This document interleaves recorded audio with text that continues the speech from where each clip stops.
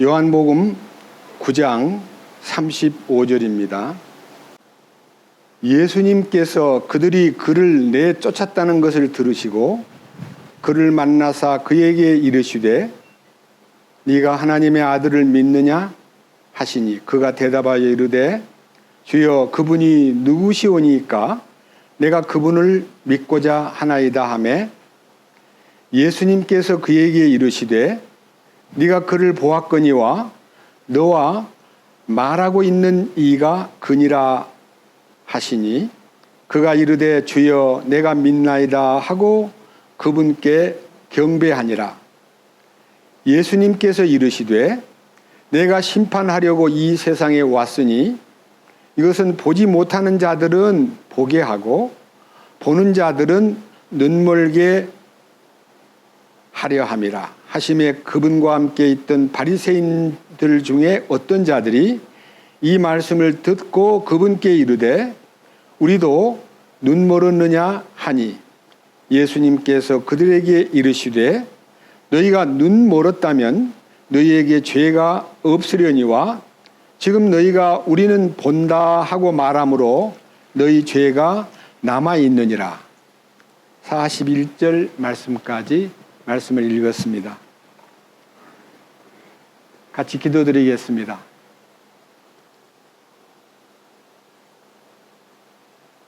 주님, 오늘도 우리는 주님의 부활을 기념하고 주님 우리를 위해서 이루신 축복을 함께 모여서 감사드리고 찬양하는 날, 이렇게 어렵고 제한된 환경에서 기쁜 마음으로 발걸음을 옮겨 이 자리에 나와서 함께 말씀을 듣는 사랑하는 형제와 자매들에게 풍성한 주님의 말씀을 공급해 주시고 그들이 이 말씀 안에 숨겨 있는 하나님의 뜻을 발견함으로써 자신이 은혜 위에 은혜를 누리는 축복을 소유하도록 인도해 주시옵소서. 또 여러 가지 형편과 처지에 의해서 못 나온 형제 자매들에게도 그 각처에서 주님이 이 은혜의 말씀으로 놀라운 축복을 함께 누릴 수 있도록 이끌어 주시옵소서. 이 연약하고 비천한 자가 주의 말씀을 선포할 때에 주님 기름 부으심과 임재로 인하여 우리가 모두 주님의 이 기록된 말씀인 로고스를 우리의 마음속에 레마로 받아들여서 주님의 음성을 듣는 놀라운 시간 되도록 이끄시옵소서. 우리 주 예수 그리스도의 이름으로 기도드렸습니다. 아멘. 오늘은 요한복음 이 강좌를 50번째 하는 날입니다. 그런데 여기 지금 9장 전체 흐름 속에는 나면서부터 눈이 어두웠던 사람이 예수님을 통해서 눈을 떴습니다. 이거는 역사 속에서 너무 위대한 기적입니다. 눈먼 자가 눈을 떴다는 것은 너무 놀라운 일인데 여기서 말하는 단순한 눈뜸은 육신의 눈을 떴다가 아니라 예수님을 볼 수 있는 눈이 열렸다, 그런 뜻입니다. 오늘날 많은 사람들이 공부도 많이 하고 아는 것도 많고 많은 정보가 쏟아져 나오는데도 불구하고 예수님을 아는 지식이 없기 때문에 망한다. 호세아서에도 기록되어 있기를 내 백성이 지식이 없으므로 망한다 그랬는데 그 지식은 세상 지식을 말하는 게 아니라 하나님 아들 예수 그리스도를 아는 지식이 얼마나 위대한가를 우리는 어떤 성경 속에서 이 기록된 말씀에 내가 그리스도 예수를 아는 지식이 너무나 고상하고 너무 놀랍기 때문에 내가 알고 있던 모든 것을 다 배설물로 여겼다고 할 만큼 내가 알고 있는 머릿속에 들어있는 많은 이 지식 창고에 들어있는 지식을 주님을 아는 지식과 바꿀 수 있는 모든 걸 다 버려도 아깝지 않는 그런 위대한 지식이 바로 눈을 감고 태어난 인생이 눈을 떴다는 얘기입니다. 그런데 그가 눈을 떴는 데 있어서 다른 종교인들이나 바리새인들은 그를 불러다가 별별 시비를 걸고 어떻게 눈을 떴느냐고 물었다가 간증을 하면 그 말을 듣고 예수라는 분이 당신을 낫게 했군요 하고 예수라는 분에 대해서 알고자 하는 마음이 있어야 될 텐데 예수라는 분에 대해서 알려고 하지 않고 그가 안식일을 범했기 때문에 죄인이야. 그 사람 아무것도 아니야. 너 하나님 앞에 감사해 하면서 이 눈을 뜬 사람의 이 벅찬 기쁨과 감격을 자꾸만 이게 다른 방향으로 돌리려고 하니까 이 사람이 불려가서 묻고 또 따지는 얘기를 듣고 당신들은 눈을 뜨고 살면서 그분을 못 만났어? 너는 봤니? 나도 잘 몰라요. 왜냐하면 눈을 뜨게 해준 다음에 예수님은 사라져 버렸어요. 이게 참 놀라운 일이에요. 왜 눈을 띄워준 예수님이 그를 계속 따라다니면서 돌보지 않고 그냥 못 본 척하고 헤어졌을까 하는 것이 이제 우리의 의문이 돼야 돼요. 그렇습니다. 이 첫 번째 은혜가 눈을 뜬 사건인데 이 눈을 뜬 사건은 영적인 면에서 죄와 허물로 죽었던 그자가 살아난 것을 의미합니다. 그러면 그 살아난 사람을 왜 예수님이 가까이 계시지 않고 그냥 멀리 가셨을까 하는 것은요. 지금 오늘 읽은 본문을 보면 그 느낌이 딱 들어올 거예요. 한번 보세요. 본문 9장 35절 예수님께서 그들이 그를 내쫓았다는 것을 들으시고 그를 만나서 그에게 이르시되 너가 하나님의 아들을 믿느냐 그랬습니다. 그러니까요. 내쫓김을 당했다. 그리고 유대 종교의 회당에서 쫓겨나는 것은요. 지난주에도 말씀을 드렸지만 생활에 굉장히 어려운 일이 생기는 거예요. 그들의 공동체에서 쫓겨나는 것은요. 생활에 굉장한 타격을 입게 돼요. 단순하게 쫓아내면 만나면 되지가 아니에요. 그만큼 여기 한번 보십시오. 9장 22절 그의 부모가 이렇게 말한 것은 그분이 그리스도라고 어떤 사람이 시인하면 그를 회당에서 내쫓기로 이미 유대인들이 결의하였으므로 유대인들을 두려워하였기 때문이더라. 그러므로 그의 부모가 말하기를 그가 나이 들었으니 그에게 물으소서 하였더라. 그러니까요, 이 눈을 뜬 사람에 대한 이 기적을요, 너무 기뻐하고 모두가 다 이렇게 축하해야 될 자리인데요. 부모를 불러가지고 진짜 네 아들이냐? 어떻게 눈을 떴느냐? 말해보시오. 하니까 나는 모릅니다. 우리 아들이 눈먼 아들로 태어난 거는 분명히 맞습니다만 지금 저가 어떻게 눈을 떴는지 저는 모르겠습니다. 그 애한테 물어보세요. 걔는 성장했기 때문에 지 일을 말할 겁니다라고 말했다. 그 말을 그렇게 한 이유는 예수님을 조금이라도 인정하고 예수님이 하신 일을 이렇게 내세우면 유대 회당에서 내쫓기로 결의가 되어 있기 때문에 쫓겨날까 봐 두려워서 미루었다. 그렇게 얘기하는 말을 들어보면요. 그 당시에 이 종교적인 이 규례가 얼마나 엄했는가를 조금 느낄 수가 있습니다. 그러니까 그 종교단체에서 쫓겨난 이 장님으로 있다가 눈을 뜬 사람을 주께서 이제 일부러 이제 만나 주십니다. 만나가지고 단순하게 뭐 어려움을 당했다면서 이렇게 묻는 게 아니라 예수님이 네가 하나님의 아들을 믿느냐. 여기서 말하는 하나님의 아들이라는 것은요, 엄청난 얘기입니다. 성경이 기록되었기 때문에 우리는 하나님의 아들에 대해서 말씀을 읽으면 예수님이 하나님의 아들로 오셨구나 하고 알지만요. 그 당시는 신약 성경이 없던 때니까요. 네가 하나님의 아들을 믿느냐 하고 물었을 때 이 질문은요. 엄청난 질문입니다. 왜 그럴까요? 이사야 9장으로 한번 가봅시다. 이사야 9장 6절입니다.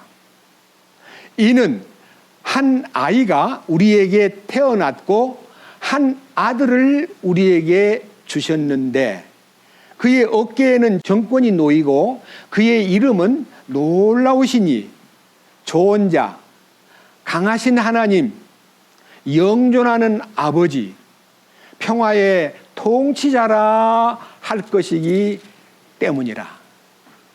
여기에 한 아이가 우리에게 태어났고 한 아들을 우리에게 주신 바 되었는데 그 어깨에는 정권이 놓이고 그의 이름을 풀어보면 놀라우신 분, 그 다음에 모든 문제를 상담해 주시는 조언자, 카운슬러.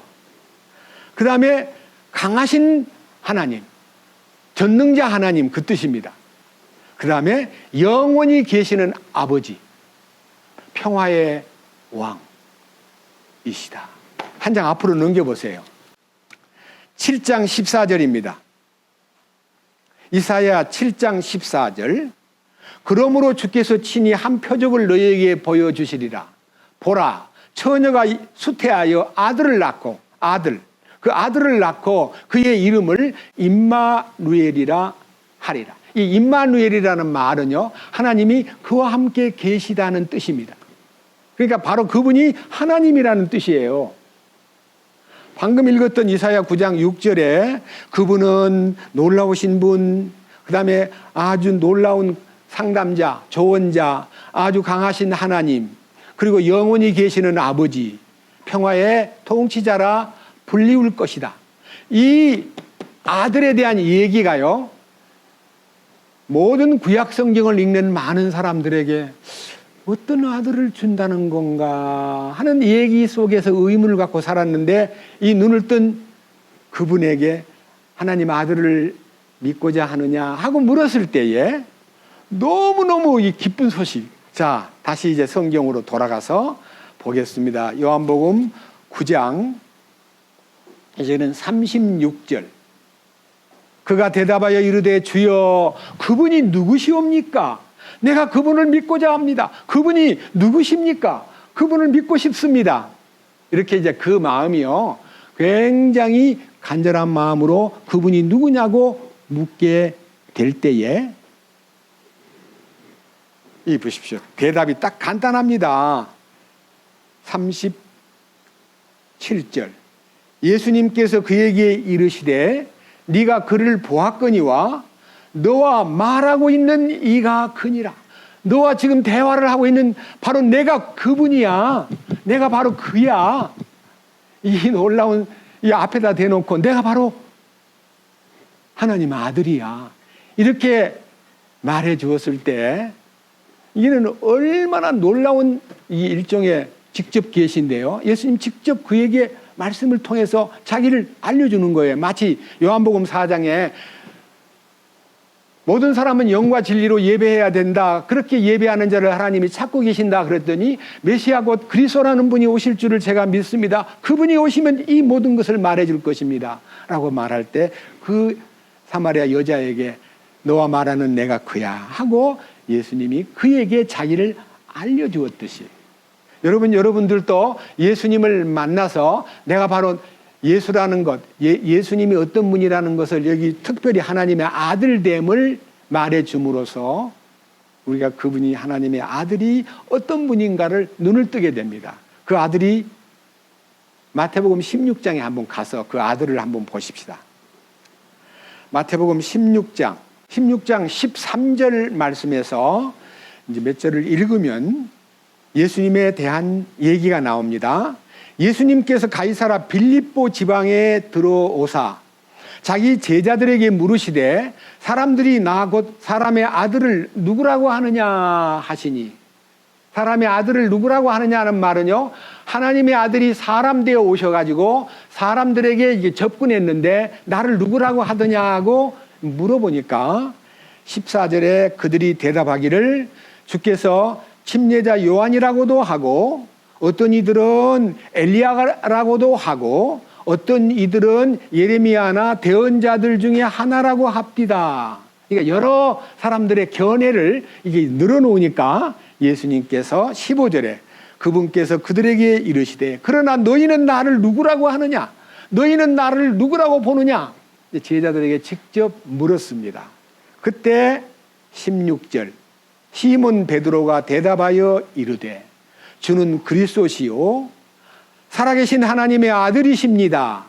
살아계신 하나님의 아들이십니다라는 말은요, 그 속에 이사야 9장에 나타나 있는 모든 포괄적 의미를 담고 있는 그리스도를 얘기하는 겁니다. 여러분, 그리스도라는 예수 그리스도가 이 땅에 오신 목적은요, 예수님은 구원자로 이 땅에 오셔가지고 우리 죄를 깨끗게 했고 그리스도는 우리 속에 들어와서 우리를 다스리는 왕으로, 그러니까 기름 부은 받으신 분으로 우리 주님이 우리 안에 오셔서 이제는 내가 산 것이 아니요 내 안에 그리스도께서 사신 것이라고 하는 이 그리스도됨을 우리는 발견해야 돼요. 우리가요, 성경에서 예수가 그리스도임을, 예수님이 그리스도라는 것을 발견하는 것이 두 번째 은혜예요. 예수님이 하나님의 아들 되심을 고백하는 것이 그리스도를 향한 고백이에요. 굉장히 놀라운 일입니다. 이 말씀을 좀 더 쉽게 더 이해하기 위해서 사도행전으로 가서 예수님이 그리스도가 되신 것이 언제부터인가를 성경에서 제시해 놓았습니다.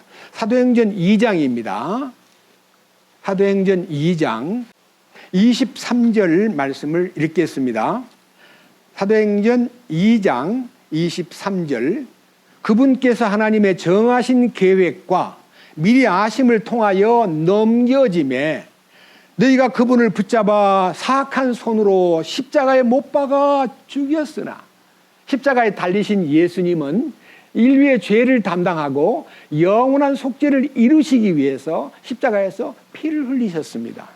그 다음 24절, 하나님께서 그분을 사망의 고통에서 풀어 일으키셨으니, 다시 말하면 사망 권세를 박차고 일어나서 부활하셨다는 거예요.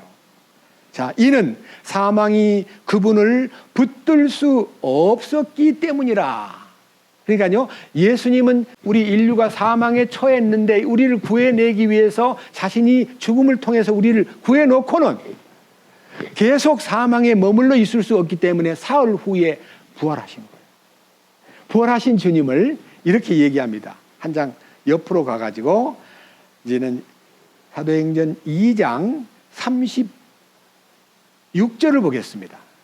자, 이 말씀이 바로 방금 읽었던 성경하고 연관됩니다. 그런즉 이스라엘의 온 집은 확실히 알지니 너희가 십자가에 못 박은 그 동일한 예수님을 하나님께서 주와 그리스도로 삼으셨느니라. 예, 십자가에 못 박을 때는 예수를 못 박았는데 예수님이 다시 사셔가지고 뭐가 되셨다고요? 주가 되시고 그리스도가 되셨다. 주라는 단어는요, 영어로는 로드인데요. 로드라는 단어에 서두, 이 어두, 첫 번째 문자의 L자가 소문자로 나오면 보통 주인을 말하고, 큰 대문자로 나오면 그분은 예수님 왕이라는 뜻을 말합니다. 예수님이 로드라는 뜻은 왕이라는 뜻입니다. 왕이요, 또 왕이신 그리스도를 삼으셨느니라 하니까요, 그리스도가 되심에 대한 이 놀라운 사실은요, 이 성경 안에서 많은 이 주님을 전하는 이 일에 대해서 굉장히 여러 부분이 있는데요, 여러 부분을 다 말할 수는 없고 이제 한 부분을 통해서 예수가 그리스도이심을 전하는 것이요, 이 초대교회의 복음의 핵심이었다는 것을 여러분 앞에 제시하고 싶습니다. 자, 여기 사도행전 13장을 보겠습니다. 28절입니다. 28절. 그들이 그분에게서 죽일 이유를 하나도 찾지 못하였으나 그분을 죽일 것을 빌라도에게 구하였노라. 그들이 그분에 대하여 기록된 모든 것을 성취하고 나무에서 그분을 내려다가 돌 무덤에 두었으나 하나님께서 그분을 죽은 자들로부터 살리셨으므로, 그러니까요, 예수님을, 죄 없는 예수님을 죽게 만들어 가지고 무덤에다가 묻어 놓았는데 사흘 만에 살아나셨어요. 살아나셔가지고 32절에서 우리가 너희에게 기쁜 소식을 밝히 알리노니 그것은 곧 조상들에게 하신 약속, 바로 그 약속을 하나님께서 예수님을 다시 일으키심으로써 그들의 자손인 우리에게 성취하셨다는 것이라. 그것은 또 시편 2째 편에 기록된 바 너는 내 아들이라 이날 내가 너를 낳았도다 함과 같도다. 여기에 예수님 부활하신 그 상황을 비로소 하나님이 너는 내 아들이다, 이것은요, 하나님의 아들됨을 입증하는 일이 부활이다, 그 말입니다. 그러면 이 말이 너는 내 아들이다 한 그 말이 바로 그리스도를 선포하는 겁니다. 시편 제2편으로 갑니다. 6절입니다. 시편 2편 6절. 그럼에도 내가 이미 내 왕을 내 거룩한 산 시온에 세웠노라 하시리로다. 여기에 왕을 시온산에 세우겠다 그래 놓고 7절. 내가 칙령을 밝히 보이리라. 칙령이라는 말은요, 왕의 명령을 말하는 거예요. 왕의 명령을 너희에게 말하노라. 주께서 내게 이르시되 너는 내 아들이라. 이날 내가 너를 낳았도다. 내게 구하라. 그리하면 내가 이 기도들을 내게 상속물로 주고 땅의 맨 끝지역을 내게 소유물로 주리라. 네가 그들을 철장으로 부수고 토기장이의 그릇같이 산산조각 부수리라 하였도다. 여러분, 언젠가는 우리 주님이 지금은 우리한테 구원자로서의 은혜를 베푸는 은혜의 기회이기 때문에, 이 이방인의 때는 은혜 베푸는 기회이기 때문에 절대로 파괴 행위를 하지 않고 모든 사람을 아무리 악하게 굴고 아무리 못되게 굴어도 공격적으로 대하지 않고 그들을 끝까지 구원받도록 기다리는 분의 그 사랑이 이 성령의 은혜의 시대입니다. 그런데 여기에서 이제 명령을 내립니다. 자, 10절. 그런즉 오 왕들아, 세상의 모든 왕들을 말합니다. 오 이제 너희는 지혜로울지어다. 땅의 재판관들아, 너희는 교훈을 받을지어다. 두려움으로 주를 섬기고 떨며 기뻐할지어다. 이 부활하신 예수님을 두려움으로 바라보고 지금 정치하는 대통령이나 모든 각 나라의 정권을 잡은 자들이요, 하나님을 두려워하기 시작하면 그 나라가 국민들이 편안해집니다. 근데 그 왕 되는 사람이나 대통령 되는 사람이나 총리 되는 사람이 건방을 떨고 자기가 대단한 인물인 것처럼 착각하면 백성들이 공고하게 됩니다. 밑에 보십시오. 11절. 두려움으로 주를 섬기고 떨며 기뻐할지어다. 그 아들에게 입맞추라. 그 아들에게 입맞추라. 그리하지 아니하면 그분께서 분노하사 그분의 진노가 조금이라도 타오를 때에 너희가 길에서 벗어나 망하리로다. 그분을 신뢰하는 자들은 다 복이 있도다. 그래서 우리 주님 영접하게 되면은 놀라운 일이 일어나지만은 끝까지 그를 거부하고 그를 대적하면 산산조각 부서진다는 겁니다. 9절에. 내가 그들을 철장으로 부수고 토기장이의 그릇같이 산산조각 부수리라 하셨도다. 요한계시록에 가보면 여기 6장부터 18장까지요, 이 지구가 산산조각 나는 역사가 일어납니다. 여러분, 시편 2편 앞에 1절을 봅시다. 제목이 뭡니까? 메시아의 승리와 왕국. 메시아는 그리스도입니다. 그리스도의 승리와 왕국을 예수님 오시기 전 1000년 전에 선포하신 거예요. 그러니까 지금 3000년 전 얘기를 제가 여러분 앞에 얘기하는 거예요. 자, 그런데 자, 이 장님이 눈을 뜬 놀라운 사건은 첫 번째 은혜고요. 여기 두 번째 예수님을 만나가지고 너 하나님의 아들을 믿느냐? 라고 하는 이 대화 속에서 짤막한 체험이 두 번째 은혜예요. 제가 오늘은요, 제목을 두 번째 은혜라고 걸었습니다. 두 번째 은혜는요, 은혜 위에 은혜를 얘기합니다. 그러니까요, 눈을 뜬 사건은 첫 번째 은혜고요, 그 다음에 종교인들에게 배척당해서 밀리고 쫓겨나고 왕따 당한 그 자를 주님이 만나 주셔가지고 그를 하나님의 아들을 믿느냐? 라고 물었을 때에 주여 제가 믿고자 합니다. 그분이 누구셔요? 하니까 너하고 얘기하고 있는 내가 바로 메시아야, 그리스도야, 하나님의 아들이야 하고 말해줌으로써 그가 주께 경배드린 그 순간부터 그의 인생은 완전히 바뀌는 겁니다. 제가 이 부분을 여러분 앞에 설명하기 위해서요, 많은 기도를 했고, 제가 요한복음 5번째 강좌를 할 때 그 설교를 어젯밤 제가 다 들었습니다. 거기에서 여러분 앞에 이 두 번째 은혜에 대해서 강조한 메시지가 있긴 하나 그 전부를 다 다시 소위 또다시 얘기할 수는 없고요. 이 속에 담겨 있는 그 은혜의 주님이 왜 은혜를 베풀면 은혜로 끝나야지 또 은혜가 필요하다는 거냐 하는 이 두 종류의 은혜를 요한복음 1장 16절에서 이렇게 기록되어 있습니다. 한번 자세히 들어보겠습니다. 요한복음 1장 16절. 우리가 다 그분의 충만하심에서 받았음에 은혜를 대체하는 은혜니. 여기서 말하는 은혜를 대체한다는 말은요, 은혜를 이렇게 바꾼다는 뜻이에요. 그런데 다른 개역 성경이나 여러 성경에서 제가 이 단어를요, 은혜를 대체한다는 단어를 grace for grace라고 되어 있는 데도 있고 grace upon grace라고 되어 있습니다.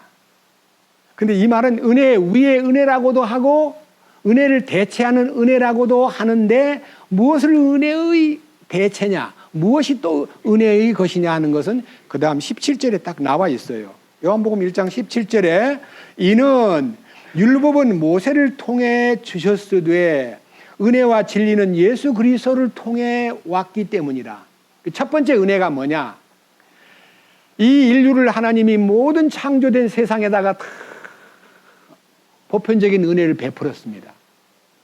근데 이들이 자꾸 죄 가운데 빠지고 말로 다 할 수 없이 타락되니까 노아의 시대에 심판이 한 번 있었고 인류를 구원하기 위해서 그 흩어진 셈의 후손 가운데 한 사람 갈대아 우 출신인 아브라함을 불러내가지고 선택받은 민족으로 그에게 하나님의 계획을 세워주었는데 그 후손들이 은혜를 맡은 민족으로서 제대로 살지 않기 때문에 하나님이 에집트에서 400년 넘도록 훈련을 시켜서 끌고 나올 때 이 시내 광야에서 계명인 율법을 주었습니다. 사실 이 율법이 은혜입니다. 무슨 은혜냐? 율법은 그리스도에게로 인도하는 몽학 선생이다 하는 율법을 통해서 자기를 깨닫게 하고 그래서 우리 주께로 가게 만드는 놀라운 은혜를 베풀어 주었지만은 이스라엘 민족들은 그 은혜를 통해서 죄를 깨달은 게 아니라 그 은혜의 말씀들을 달달달 외워가지고 종교인이 돼버린 거예요. 진정한 은혜는요, 받는 거예요. 내가 뭘 하는 게 아닙니다. 받을 수 없는, 자격이 없고 정말 형편없는 인간에게 사랑을 베풀고 용서를 베풀고 모든 하나님의 공급을 해주는 걸 은혜라 그래요. 여러분, 은혜라는 단어는요, 받은 걸 얘기하지 내가 남한테다가 내가 은혜를 끼치겠다 이런 사람 어디 있습니까? 은혜를 받은 거예요. 하나님께서 이 율법을 통해서 죄를 깨닫게 하여 예수께로 이끌기 위한 은혜를 주셨는데 그 은혜를 다 거절함으로써 유대인들은 예수님이 이 땅에 왔을 때 자기 땅에 오매 자기 백성이 영접지 않았다 그럽니다. 그 영접지 않은 것이 지금 2000년이 넘었는데도 아직도 영접을 안 하고 있더라 이거예요. 그래서 예수님께서 은혜를 예수님을 통해서 풍성한 은혜와 진리가 예수님을 통해서 왔기 때문이다. 아무도 어느 때나 하나님을 보지 못하였으되 아버지 품속에 계신 독생자, 이 하나님의 아들 독생자께서 밝히 하나님을 드러내셨다. 그래서요, 이 은혜 위에 은혜가 우리 것이 되기 위해서 성경에 많은 부분이 있지만요, 딱 포인트를 하나 잡아가지고 무엇이 은혜 위에 은혜냐, 무엇이 두 번째 은혜냐 하는 것을 여러분 앞에 입증하는 시간을 갖겠습니다. 먼저 고린도 후서 1장으로 가겠습니다. 고린도 후서 1장은요, 페이지로 268페이지군요. 고린도 후서 1장 12절.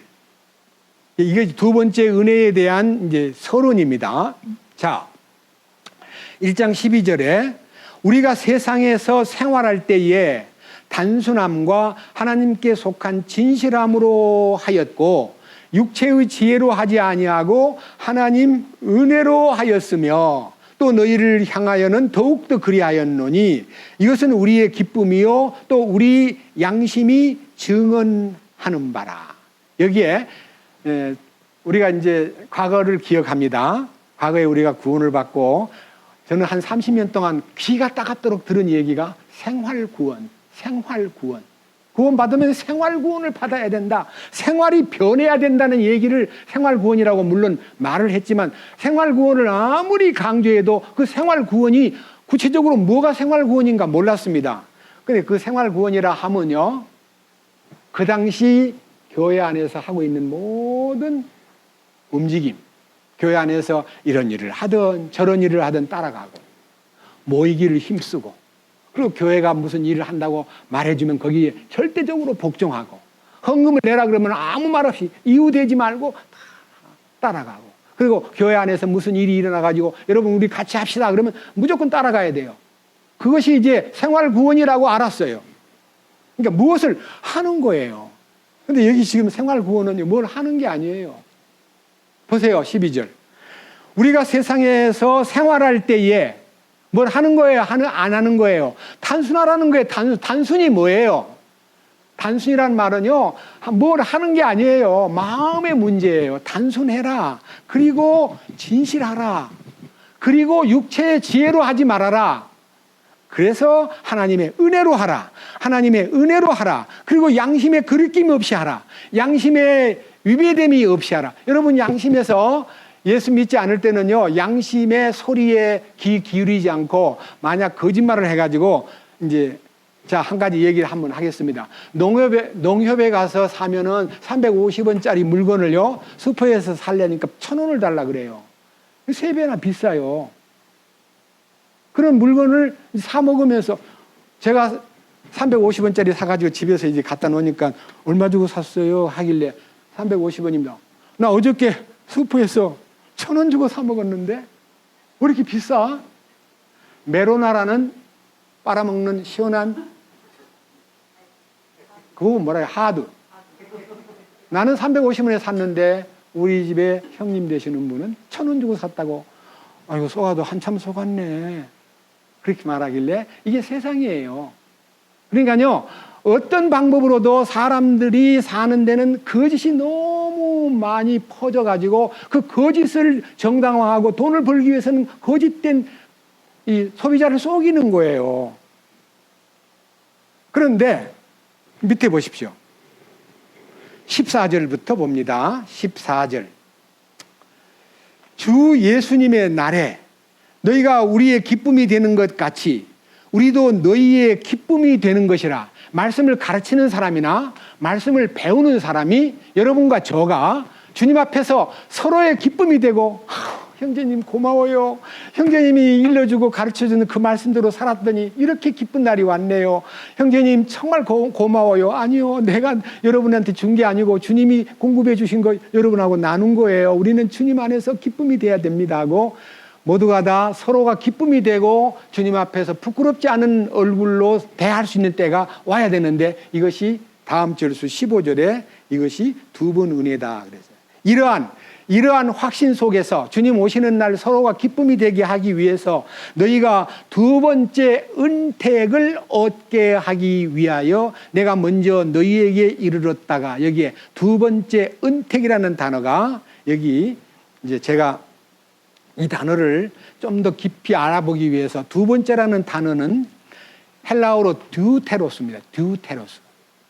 이게 두 번째라는 뜻이고 여기 성경 여러 군데에서 이 단어를 어떻게 풀어놨냐면요. 영어로는요. again 또는 the second time. 두 번째. 그래서 이 성경을 제대로 풀어놓은 데를 찾아보기 위해서 제가 사전을 성경 한 5가지를 뒤졌는데요. 이 second time이라는 두 번째라는 단어를 킹제임스에는요. second benefit 두 번째 은택이라고 benefit은요. 은택, 호의, 좋은 것을 주는 걸 얘기합니다. 은혜라는 grace라는 단어하고 똑같은데 여기는 그렇게 번역을 했습니다. 그런데 새 번역에는요. 두 번째 은혜라 돼 있고 개역 성경에는 두 번 은혜라 돼 있고 회복력에는 2배의 은혜 더블 그레이스라고 되어 있습니다. 직역 성경에는 갑절의 은혜라고 되어 있습니다. 제가 이 말씀을 드리는 이유는요. 여기서 말하는 두 번째 은택이라는 단어가 두 번째 은혜입니다. 두 번째 은혜가 무슨 은혜냐? 두 번째 은혜를 받으면 어떻게 변하느냐? 노가 없어져. 주님 앞에서 노가 없어져 버려요. 아니요가 없어져 버려요. 밑에 보십시오. 17절. 그러므로 이렇게 작정하였을 때 내가 경솔히 하였겠느냐, 혹은 내가 계획한 것들을 육신에 따라 계획하여 예 하고는 아니요 하는 일이 내게 있겠느냐. 오직 하나님은 참되시니 너희를 향한 우리의 말은 예 하고는 아니요함이 아니었노라. 우리 곧 나와 실로아노와 디모데가 너희 가운데 선포한 하나님의 아들 예수 그리스도는 예 하고는 아니요 하신 분이 아니었으며 그분 안에는 예만 있었느니라.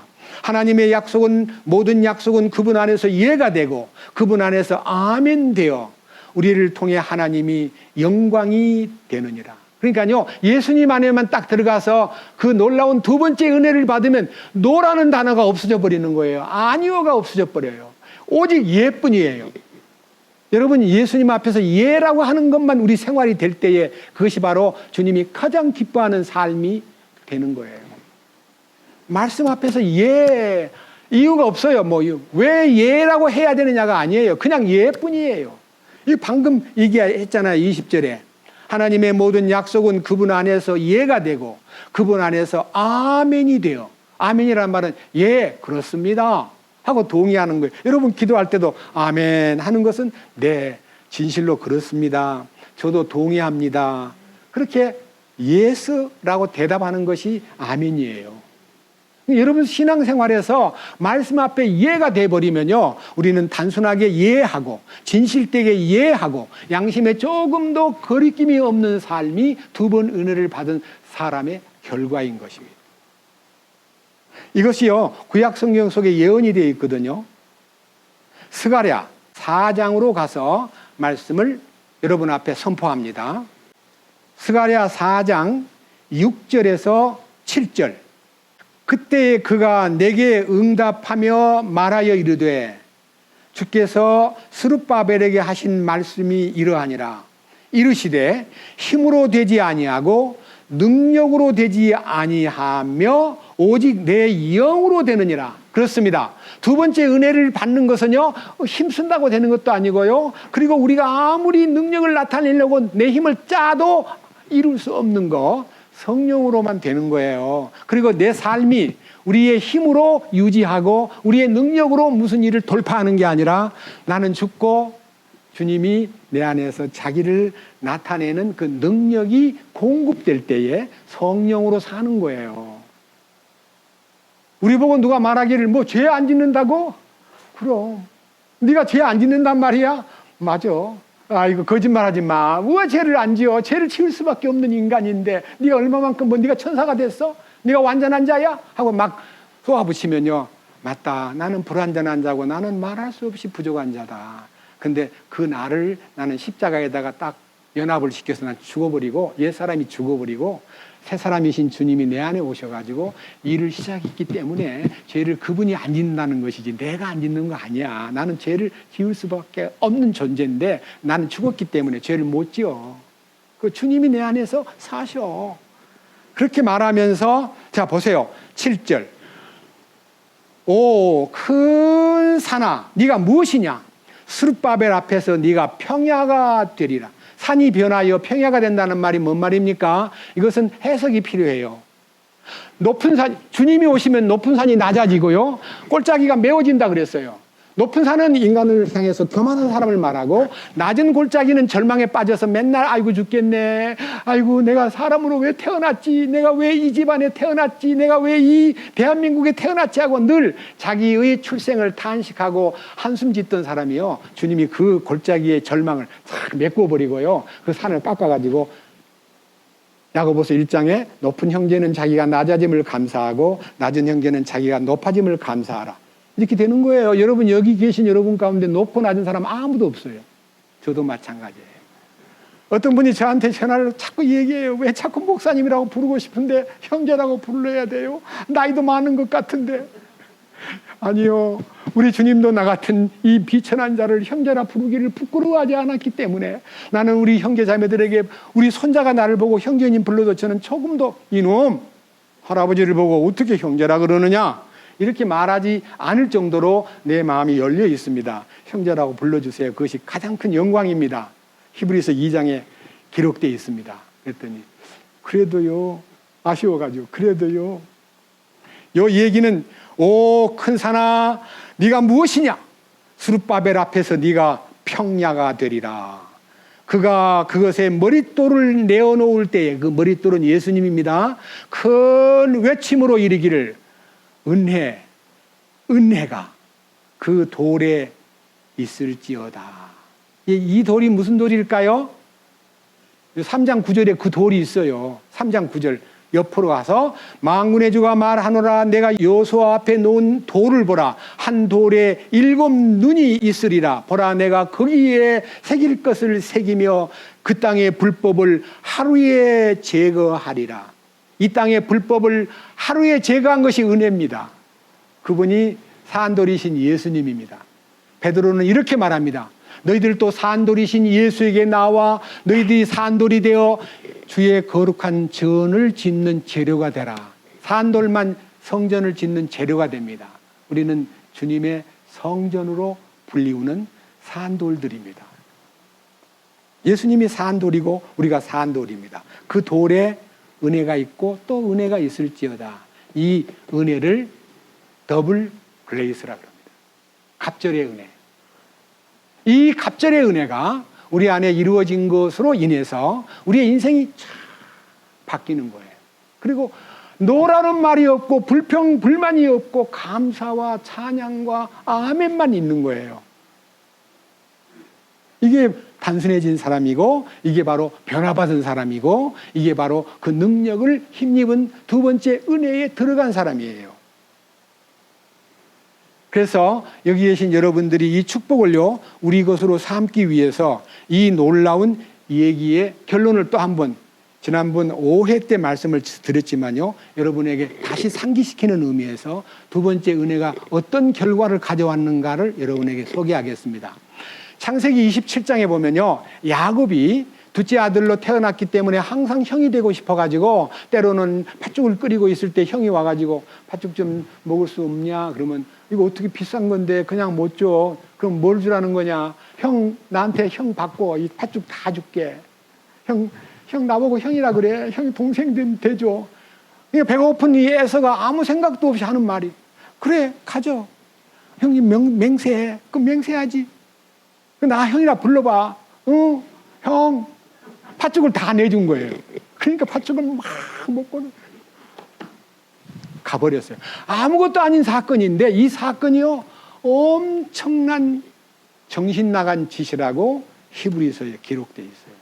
그 사건을 상기하기 위해서 먼저 하나 보고 넘어갑시다. 히브리서 이 사건이요 간단하게 형을 넘겨주고 팥죽 얻어먹은 것이 뭐가 그렇게 나쁜 거냐 뭐가 그렇게 큰 거냐 하는 것이 히브리서 12장 15절입니다. 바로 그것은 하나님의 은혜를 저버린 겁니다. 장자의 명분은 장자이신 예수 그리스도의 이름입니다. 장자는 독생자 예수님입니다. 그런데 그 예수님은 하나님의 외아들이었는데 그가 십자가에 죽고 우리를 구원하신 후에 많은 아들들이 탄생했기 때문에 예수님은 맏아들이 된 겁니다.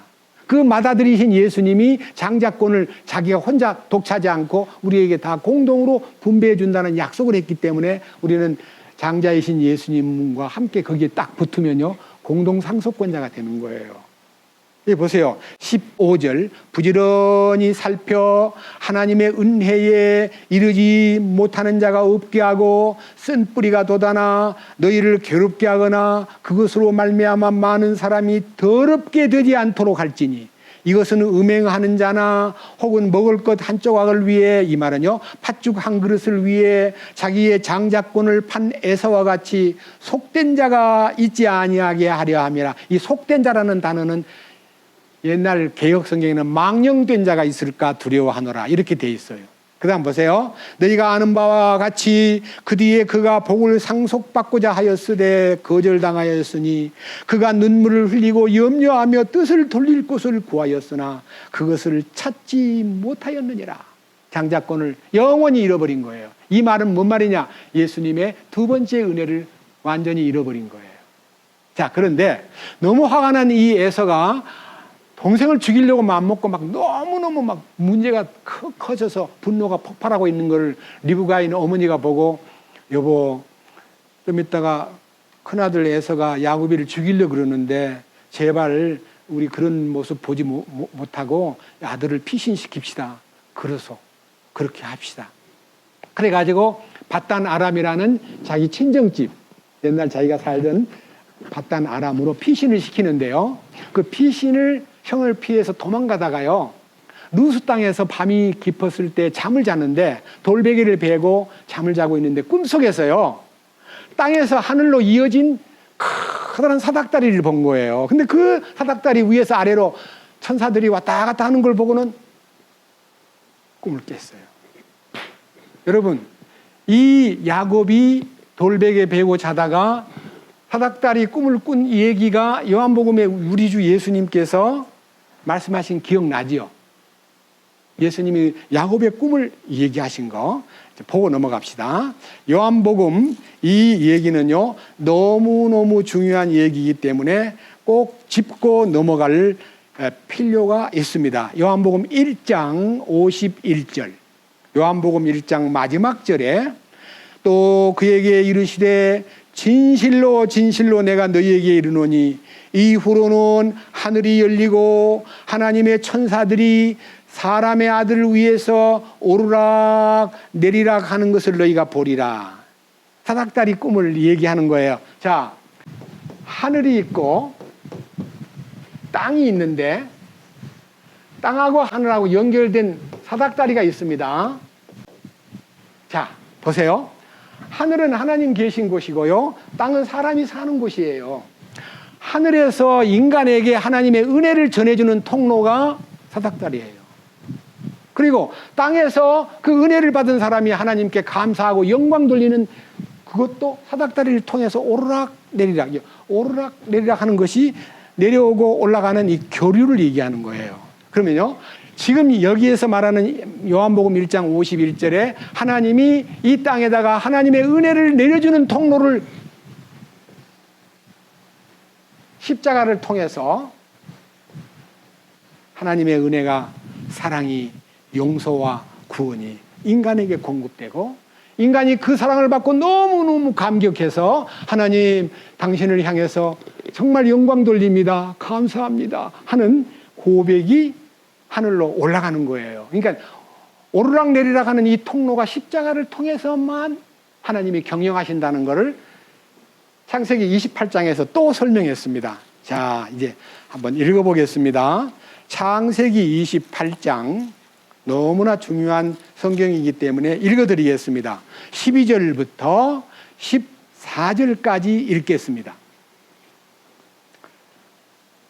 36페이지. 그가 꿈을 꾸었는데 보라, 사닥다리가 땅 위에 세워졌고 그것의 꼭대기는 하늘에 닿았더라. 또 보니 하나님의 천사들이 그것 위에서 오르락 내리락 하더라. 아까 제가 얘기한 대로 오르락 내리락 하는 사닥다리의 비밀이 13절. 또 보라, 주께서 그 위에 서서 이르시되 나는 주니 곧 내 조상 아브라함의 하나님 이삭의 하나님이니라. 내가 누운 땅을 내가 너와 내 씨에게 주리니 내 씨가 땅에 티끌같이 되어 내 씨가 서쪽과 동쪽과 북쪽과 남쪽으로 널리 퍼지며 너와 내 씨 안에서 땅의 모든 가족들이 복을 받으리라. 저는요, 여기 14절에 보통으로 얘기할 때는 어떻게 얘기합니까? 동쪽과 서쪽과 남쪽과 북쪽, 동서남북 그러잖아요. 근데 성경에 여기는 뭐라고 써 있어요? 서쪽이 먼저 나오고 동쪽이 나중에 나오고 북쪽이 먼저 나오고 남쪽이 나중에 나오지요. 이걸 한번 그려보세요. 자, 이쪽이 서쪽이에요. 이쪽이 동쪽입니다. 이쪽이 남쪽입니다. 이쪽이 북쪽입니다. 자, 보세요. 서쪽과 동쪽이 뭐예요? 십자가 긋는 방법이 오른쪽에서 왼쪽으로 긋잖아요. 그 다음에 남쪽과 북쪽입니까? 북에서 남이에요. 그러면 이렇게 되는 거예요. 그건 뭐예요? 십자가잖아요. 여기 이 지명 서쪽과 동쪽으로 북쪽과 남쪽으로 십자가잖아요. 십자가의 신비를 설명하는 거예요. 여기에 사닥다리의 꿈을 꾸고 난 다음에 땅의 모든 민족들이 너로 인해서 큰 복을 받는데, 이 복을 받는 것이 서쪽과 동쪽으로 가고 북쪽과 남쪽으로 그어지는 십자가의 신비가 이 인류를 영원히 구원에 이르게 하리라. 여러분, 성경 볼 때요, 왜 서쪽에서 동쪽으로 썼을까? 왜 북쪽에서 남쪽으로 썼을까를 눈여겨보면, 여러분들이 6월절 날 집에 인방과 설주에, 자, 여기 문에 있어요. 여기 인방이에요, 인방. 인방에다가 막 피를 칠해요, 먼저. 그 다음에 설주는 기둥이에요. 기둥에다 칠해요. 그럼 이게 뭐예요? 이렇게 먼저 칠하고, 이렇게 칠하는 게 뭐예요? 어린 양의 피를 인방에 먼저 바르고, 그 다음에 설주에 발라요. 그게 십자가잖아요, 어린 양의 피를. 내가 피를 볼 때 넘어가리라는 이 찬송가 여러분 알잖아요. 피를 볼 때에 내가 너를 넘어가리라. 6월절 어린 양의 피를 보고 그 문을 통과하듯이 우리 주님의 피를 보고 우리를 통과하는 거예요. 우리를 no problem, 아무 문제 없어, 됐어, 끝났어 하고 지나가는 거예요. 그게 이제 이 인방에다 피를 바르고 설주에다 피를 바름으로써 주님이 주시는 피의 효능이 십자가라는 것을 6월절 날 제사를 지낼 때 벌써 나타났어요. 맞잖아요. 십자가의 은혜가 우리 모든 기독교의 기본 진리의 핵심이고 그것이 중심에 탁 서 있는 거예요. 그것이 우리를 뜨겁게 만들고 우리를 변화시키는 두 번째 은혜가 죄 씻음도 피로 씻고 우리의 모든 둘째 아담, 첫 번째 아담 안에서 타고난 본성과 모든 속성을 십자가를 통해서 해결해 준다는 이 놀라운 사실을 우리가 깨닫기만 한다면 얼마나 우리가 놀라운 축복을 누릴 수 있겠어요. 자, 그런데 아까 창세기 28장에서 보십시오.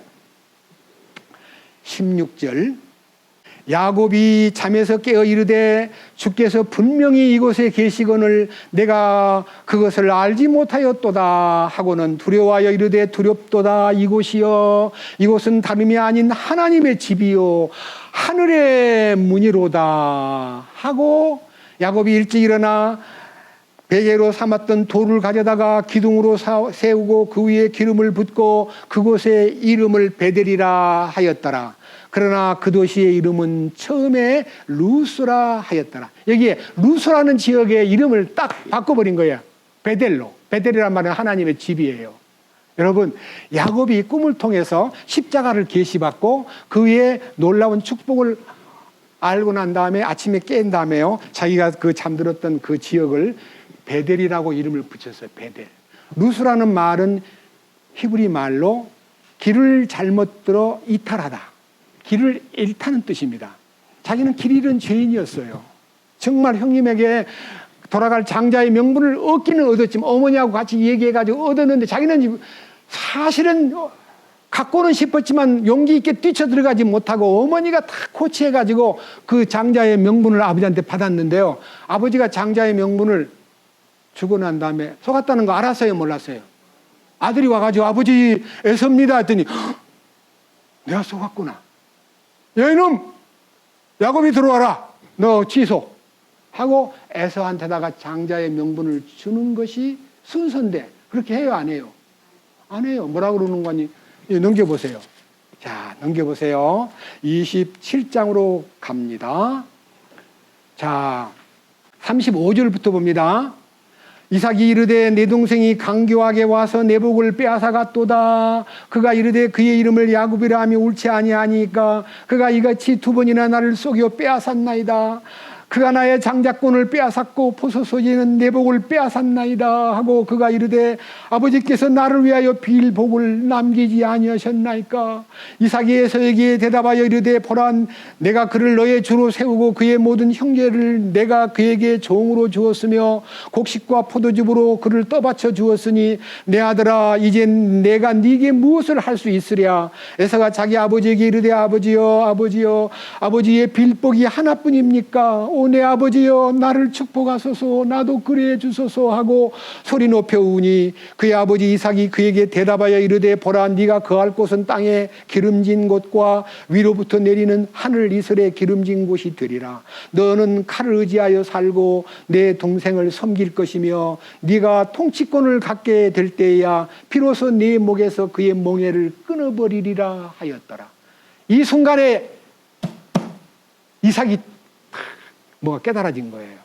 여러분 이삭이요 너무나 아들이 잘생기고 똑똑하고 사냥도 잘하고 막 남자다우니까 에서에게 매료됐는데 이 축복을 야곱에게 한 이후에 탁 떠오른 게 있어요.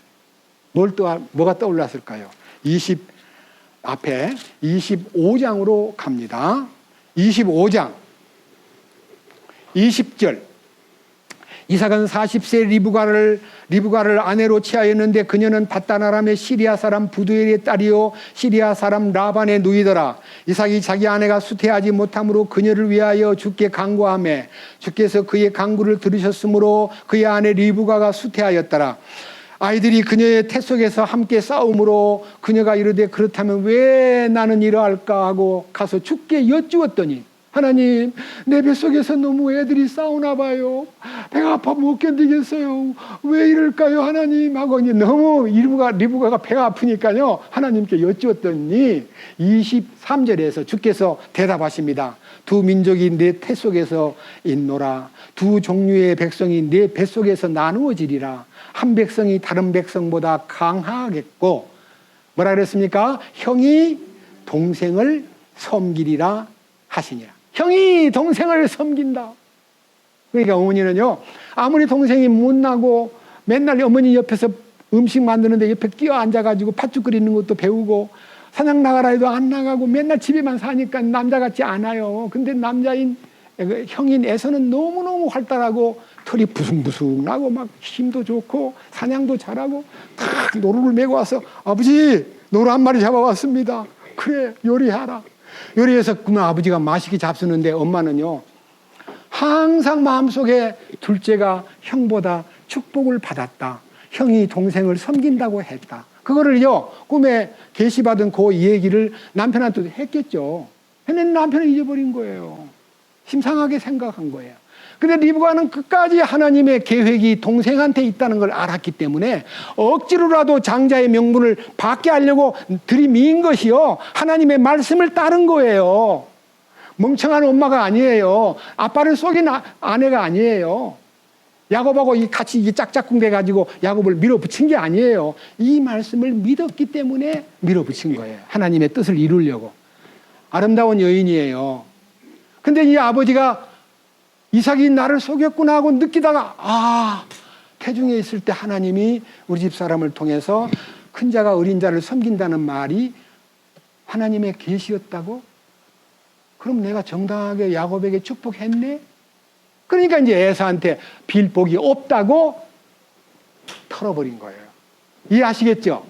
성경을 바로 알면요 굉장히 오해된 부분. 야 리브가가 참 이상한 여자야. 남편을 속이고 말이야. 어떻게 둘째 아들한테다 그렇게 편애를 해? 편애가 아니에요. 하나님의 놀라운 계획을 그가 마음에 지니고 있었기 때문에 이런 일들을 아주 대담하게 행할 수가 있었습니다. 에서는 나중에 와서 장자인 자기에게 복을 달라고 막 때를 쓰고 우니까 하나님 말씀이 아내를 통해서 자기의 전달된 말씀이 탁 떠오르면서 너한테 빌 복이 없다. 이렇게 된 거예요. 자, 그랬는데 이제 이 얘기는 넘어가고요. 야곱이 형 에서가 죽이려고 그러니까 이제 밧단 아람으로 가가지고 20년 동안 훈련을 받았어요. 센 훈련을. 밧단 아람의 라반이라는 외삼촌은 굉장히 머리가 비상하고 야곱보다 더 능하게 야곱이를 10번이나 줘야 될 대가를 막 속이고 많이 소위 말하는 결혼 생활을 하다가 결국은 두 딸을 데리고 이제 떠나는데 몰래 떠나는 거예요. 야곱이는 깨어지지 않았기 때문에 욕심이 그대로 있고 장인어른하고 헤어질 때도요 말 한마디 안 하고 도망 나왔어요. 그러니까 라반이 너무나 뿔이 나가지고, 아니 손자가 11명이나 되는데 뽀뽀라도 하고 헤어지려고 인사라도 해야 할 텐데 어떻게 나를 내버려두고 다 데리고 갔냔 말이야. 이놈 자식 나쁜 놈이네 하고 막 화가 막 머리끝까지 올라와가지고 막 뒤쫓아가는데, 하나님이 꿈속에서 라반, 예? 삼촌 보고 하는 말이, 하나님이 그에게 계획이 있으니 너 가부간에 이 손대지 마. 지시를 내려가지고 라반으로 하여금 야곱이를 공격하지 못하도록 했다는 것도 성경에 있습니다. 자, 그런데 이제 그걸 둘째 치고요. 야곱이 이제 가나안에 도착해가지고 형이 이제 곧 있으면 틀림없이 내가 온다는 소문을 듣고 쫓아올 텐데 어떡할까 싶어가지고 몇 사람 영리한 사람 몇 명을 임명해가지고 망을 좀 보고 온나. 우리 형이 나를 맞으러 올 것 같은데 한번 알아보라 했더니 아주 놀랍게 하루도 안 돼가지고 쫓아와가지고, 주인님 큰일 났습니다. 형님의 애서가요 아마 소문을 들은 것 같아요. 그런데 동생을 환영하려고 오는 것 같질 않아요. 400명의 남성들, 강한 힘 좋은 사람들을 끌고 온 걸 보니까 공격하려고 하는 것 같아요. 그 순간 이 야곱이는 막 가슴이 두근거리고 떨려가지고 견딜 수가 없는 거예요.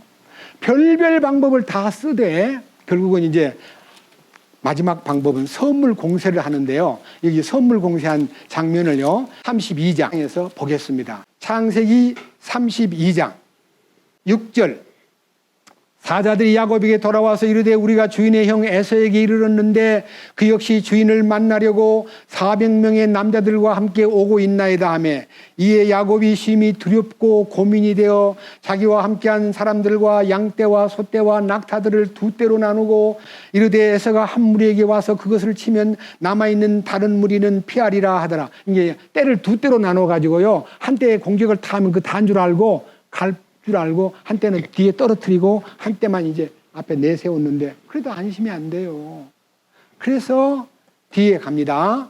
13절, 그가 그날 밤을 거기서 묵고 자기 손에 들어온 것 중에 자기 형 에서를 위해 예물을 취하였는데 암염소가 200마리, 순염소가 20마리, 암양이 200마리, 순양이 20마리, 전나는 낙타 30마리, 그것들의 새끼와 암소가 40마리요, 황소가 10마리요, 암나귀가 20마리요, 나귀 새끼가 10마리더라. 제가 이걸 다 세보니까요 550마리예요.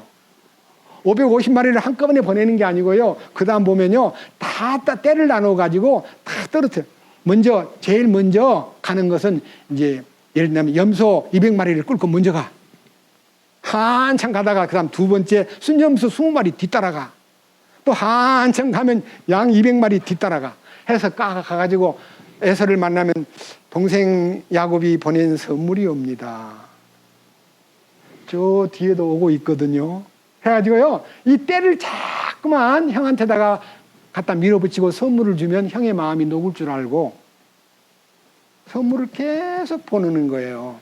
자, 16절, 그가 그것들을 각각 때로 나누어 자기 종들의 손에 넘겨주며 자기 종들에게 이르되 나보다 앞서 건너가고 때와 때 사이에 거리를 두라. 그가 또 맨 앞에 선자에게 명령하여 이르기를 내 형 에서가 너를 만나 네게 물으면 말하기를 너는 누구 사람이냐 어디로 가느냐 네 앞에 있는 것들은 누구 것이냐 하거든 너는 이르기를 그것은 주의 종 야곱이 것이요 내 주 에서에게로 보내는 예물이오니 보소서 야곱도 우리 뒤에 있나이다 하라 하고 또 이처럼 둘째와 셋째와 또 떼들을 따라가는 모든 자에게 명령하여 이르되 너희가 에서를 만나거든 이런 식으로 그에게 대답을 하라.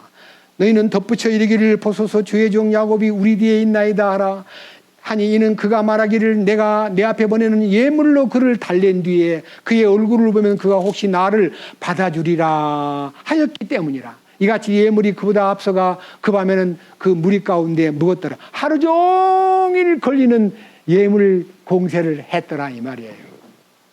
그런데도요 야곱의 마음에는 평화가 없는 거예요. 그래서 그 모든 떼들을요 야복강을 다 건너게 해놓고 홀로 야복강가에 남아가지고 기도하다가 천사를 만나는 거예요. 그러니까 야곱이는 너무너무 급하니까 그 천사를 콱 붙잡고 보장해 주십시오. 우리 형의 마음을 녹여 주십시오. 나는 정말 미치겠습니다. 어떻게 하면 좋아요? 하고 막 씨름을 하는데 새벽이 다 될 때까지 안 놔주니까 그 천사가 이제 놔라. 안 놔요. 그러니까 이 천사가 야곱의 환도를 쳐가지고 떨어졌습니다. 땅에서 쓰러졌습니다. 밤에, 새벽에. 네 이름이 무엇이냐? 야곱입니다.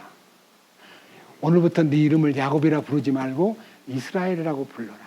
이스라엘이라는 말은요, 자 보세요. 28절. 그가 이르되 내 이름을 다시는 야곱이라 하지 아니하고 이스라엘이라 하리니 이는 내가 통치자로서 하나님과 겨루어 사람들과 견줄 능력이 있어 이겼기 때문이라. 이스라엘이라는 말은 하나님과 겨루어 이겼다는 뜻이에요. 아니 야곱이는 분명히 땅에 떨어졌는데 왜 그게 이긴 거예요? 완전히 넘어져 버렸는데. 그죠? 근데 이제 아침에 눈을 떴습니다. 자, 밑에 보십시오. 29절. 야곱이 그에게 물어 이르되 원하오니 당신의 이름을 말해 주소서 하매 그가 이르되 네가 어찌하여 내 이름을 묻느냐 하고 그가 거기서 그를 축복함으로 야곱이 그곳의 이름을 브니엘이라 하였으니 이는 그가 이르기를 내가 얼굴을 마주대하여 하나님을 보았으나 내 생명이 보존되었다 하였기 때문이더라. 헤어진 다음에 알고 보니까 그분이 하나님이에요. 천사가 아니고. 내가 하나님을 뵙고도 안 죽은 걸 보니 하나님 나를 사랑하시는구나. 하나님 감사합니다. 하고 그 자기가 환도가 위골되고 그다음에 이긴 자가 되었다는 그 땅 이름을 브니엘이라고 이름을 지었어요. 브니엘. 오늘요. 첫 번째는 베델의 체험이고요. 두 번째는 베델은 십자가 체험이고 이 브니엘은 자기가 꺾이는 체험입니다. 자기가 완전히 부서져 버리고 주님의 이기심이 전달된 축복. 야곱이 변하여 이스라엘이 된 장소가 브니엘의 체험입니다. 그것이 두 번째 은혜입니다. 그리고는 그가 모든 것이 풀어지고 마음의 근심 걱정 다 사라지고 형을 만났을 때 모든 것이 풀어진 결과로 형님한테 이렇게 얘기합니다. 자, 33장 10절. 야곱이 이르되 아니니이다. 이제 내가 형의 눈앞에서 은혜를 입어 싸우면 원하건대 내 손에서 내 예물을 받으소서. 이런 까닭으로 내가 형의 얼굴을 뵌즉 하나님의 얼굴을 뵌 것 같사오며 형도 나를 기뻐하셨나이다. 하나님께서 나를 은혜로 대하셨고 여기에 은혜로 대한 하나님과의 만남이 그의 마음을 변화시켰고 그가 그렇게 무섭던 형님이 형님의 얼굴로 안 보이고 하나님 얼굴로 보이는 것이 두 번째 은혜를 받은 사람의 결과인 것입니다. 이 축복이 오늘 우리에게도 필요합니다. 여러분 우리 가운데 마음에 무척 용서가 안 되고 미운 사람, 꼴보기 싫은 사람, 나를 괴롭힌 사람, 나에게 해를 끼친 사람, 내 돈을 떼먹은 사람, 이런 사람이 있다고 해도요, 주님 얼굴을 뵙고 나면요, 그분이 하나님처럼 보임으로써 문제가 다 풀려버리는 거예요. 이것이 두 번째 은혜의 기적입니다. 아시겠습니까? 저는 이 축복을 지금도 마음에서 늘 베델의 체험은 첫 번째 은혜지만 이 브니엘의 체험은 두 번째 은혜입니다. 주님이 그를 다 포용해 주셨기 때문에 자신도 누구든지 포용할 수 있는 힘이 생기고 조금도 두려움 없이 전진할 수 있는 사람이 된 것이, 여러분 가운데 아직도 제가 지금 어떤 분이 얘기합니다. 다 용서가 되는데요, 우리 시어머니가 용서가 안 돼요. 우리 시어머니가 이상하게 보기가 참 민망하고 용기가 안 나요. 베델의 체험을 하면요, 사람이 구별이 안 돼요. 다 끝나버려요. 믿고 곱고가 아닙니다. 선과 악이 아닙니다. 옳고 그름이 아닙니다. 그냥 마음이 완전히 녹아버리는 거예요.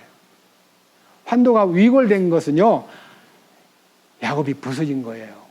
그리고 주님이 그에게 새로운 힘으로 나타나가지고 그를 불러 용기 있게 만들고 변하여 새 사람 되게 함으로써 그 새 사람의 표현이 그 형 20년 묵은 에서의 마음에 응어리였던 감정을 다 녹여버리고 그 다음에 화해가 되는 얘기가 쭉 나옵니다. 너무나 놀라운 이 축복을 여러분이 생활 속에서 이 두 번째 은혜 위에 은혜를 맛보는 기회가 되기를 원합니다. 주님은 여러분들을 사랑하십니다. 기도하겠습니다. 주님 감사합니다. 오늘도 이 두 번째 은혜에 대해서 함께 말씀을 나누었고, 또 특별히 야곱이 베델의 경험을 통해서 첫 번째 하나님 십자가의 놀라운 비전을 보여주었지만, 그가 그 비전을 갖고 삼촌 집에 갔지만 변화되지 아니한 채 20년을 보냈습니다. 그러나 그가 라반을 떠날 때도 감정적인 태도를 취하고 옳지 않은 욕심쟁이 모습을 드러냈지만, 야복강가에 이르러 천사를 만나 씨름하다가 그가 위골되고 그가 완전히 패배했을 때에 그의 이름이 야곱에서 이스라엘로 바뀐 이 놀라운 두 번째 은혜가 그의 인생을 바꾸었고, 그의 문제를 풀었고, 에서의 감정을 녹였고, 그리고 화해될 수 있는 길을 보여주셨습니다. 우리 또한 이 놀라운 체험이 우리의 삶의 실제가 되고 주님께 영광 돌리는 기회가 될 수 있도록 이끄시옵소서.